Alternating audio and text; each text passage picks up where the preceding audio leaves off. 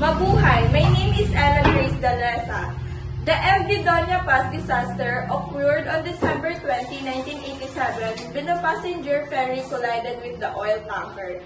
MV Victor in the Tabalas Strait, Philippines, the collision ignited a massive fire and the overloaded ferry, carrying more than 4,000 passengers, sank, resulting in one of the deadliest peacetime maritime disaster in the history. Legal, this event is tied to the concept of a common carrier and the responsibilities under the Philippine law.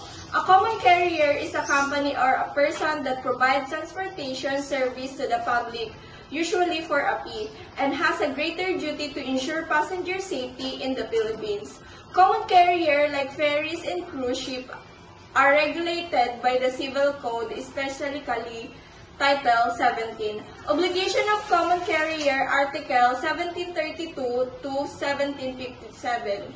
The most important article for a situation like the MV Doña Paz disaster include the Article 1733 of the Civil Code. Common carrier are bound to observe extraordinary diligence in the safety of passenger.